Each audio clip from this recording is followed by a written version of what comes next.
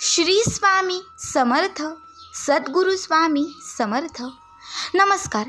तुम्हा सर्वांचे आपल्या आम्ही स्वामींचे दास या स्वामीमय चॅनलमध्ये मनापासून स्वागत आहे. तुम्हा सर्वांच्या आयुष्यात नेहमीच सुख, समाधान आणि आनंद असावा इतकीच मी आपल्या स्वामींच्या चरणी प्रार्थना करते आणि आपल्या आजच्या या नवीन आणि सुंदर व्हिडिओला पुन्हा एकदा नव्याने सुरुवात करते. भक्तांनो, मी नेहमीच तुम्हाला आपल्या या चॅनलवरती श्री स्वामी समर्थ महाराजांचे भक्तांना आलेले वेगवेगळे अनुभव सांगत असते. महाराज आजही किती साक्षात रूपी आहेत आणि महाराजांची लीला किती अद्भुत आहे हे नेहमीच तुम्हाला वेगवेगळ्या अनुभवातून पाहायला मिळते. मात्र आजच्या व्हिडिओमध्ये मी तुम्हाला एका स्वामी सेवेकरी दादांचा जो अद्भुत अनुभव सांगणार आहे. आज हा अनुभव ऐकून प्रत्येकाच्या अंगावर शहारे येतील.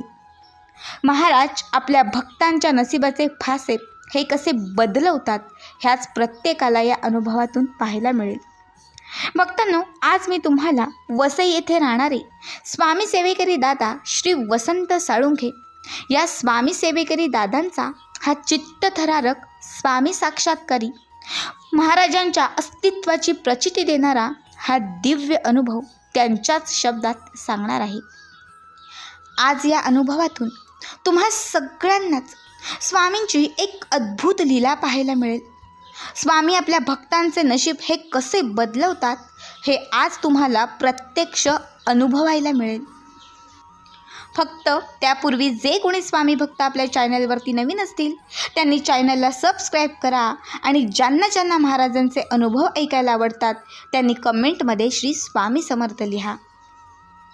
तर आता वेळ न घालवता आपण आजच्या या व्हिडिओला सुरुवात करू.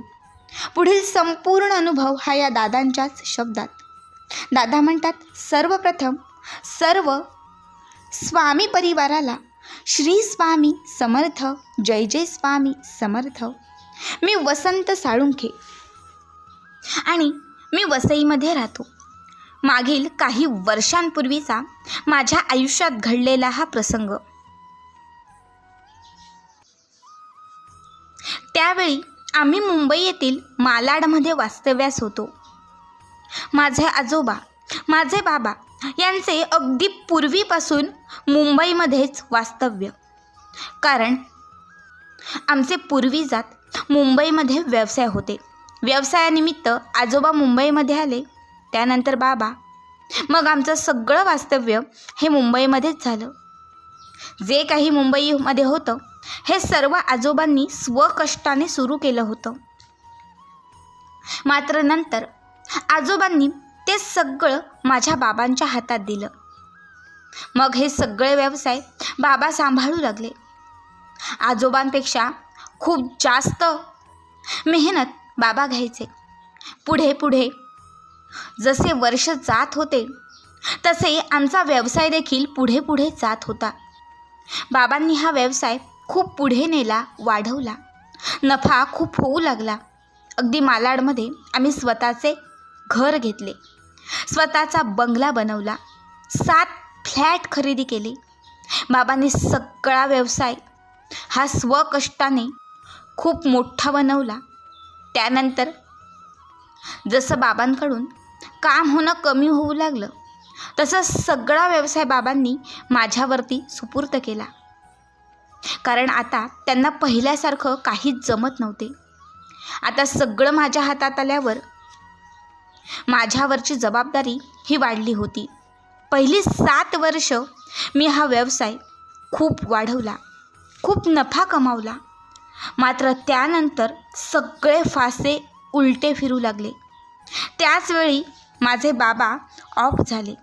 आता सगळी जबाबदारी ही माझ्या एकट्यावर होती आणि मला काहीच जमत नव्हते. सलग 3 वर्ष माझा व्यवसाय हा पूर्ण लॉसमध्ये जात होता. घेतलेले फ्लॅट गहाण होते. काही फ्लॅट हे विकून टाकले. पत्नीचे दागिने विकले.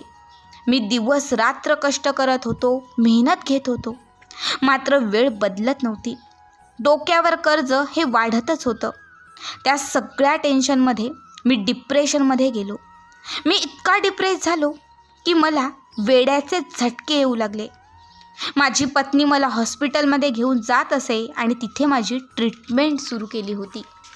डॉक्टरांनी खूप प्रयत्न केले, मात्र तरीही 2 वर्ष माझ्यात काहीच सुधारणा होत नव्हती.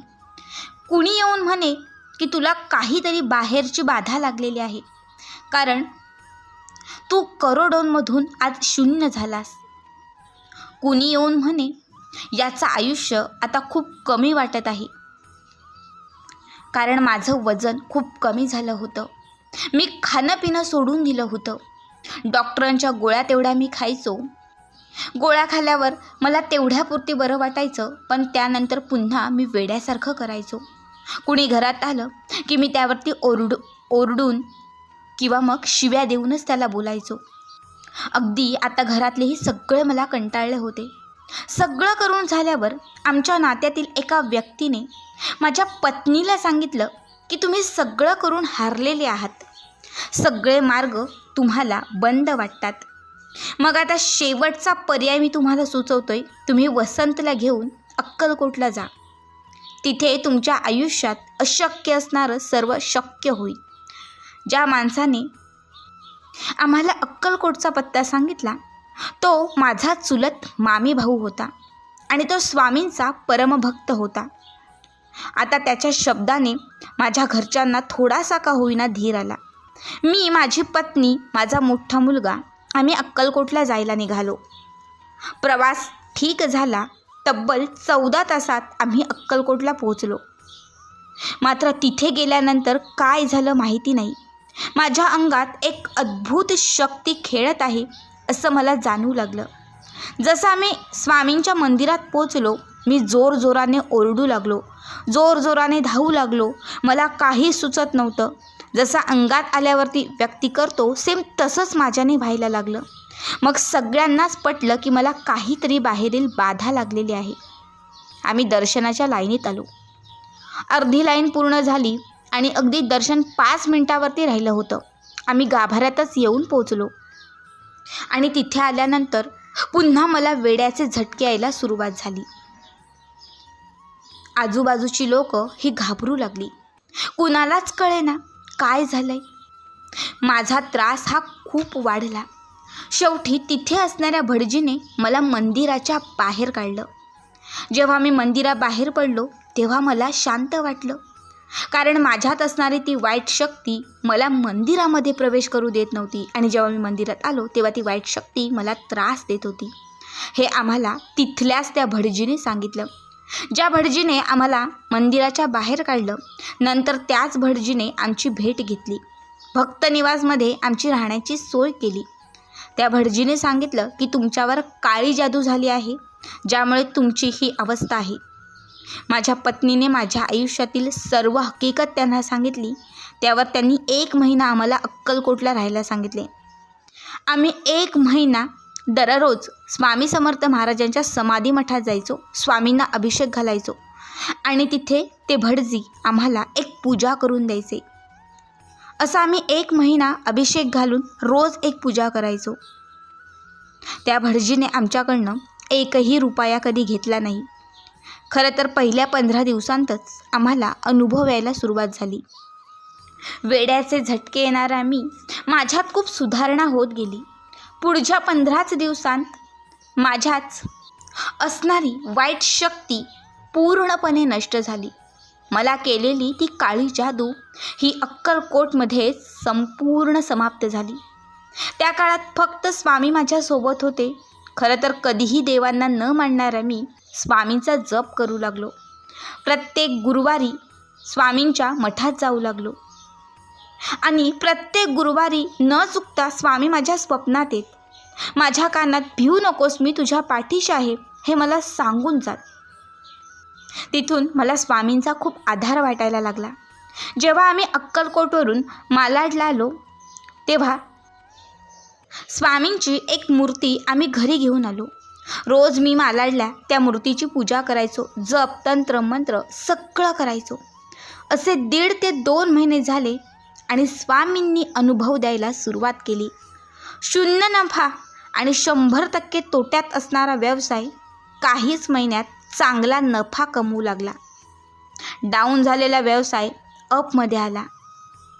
त्याच्या पुढील 6 महिन्यात महाराजांची जन्मतिथी म्हणजे महाराजांचा प्रकट दिन होता आणि त्याच दिवशी गहाण टाकलेला आमचा फ्लॅट आम्ही पुन्हा परत मिळवला. जिथून मी अक्कलकोटला जाऊन आलो, सर्व आयुष्याचं गणित बदललं. जिथे सर्व संपलं असं होतं, तिथून स्वामींनी मात्र माझं आयुष्य पुन्हा एकदा नव्याने घडवलं.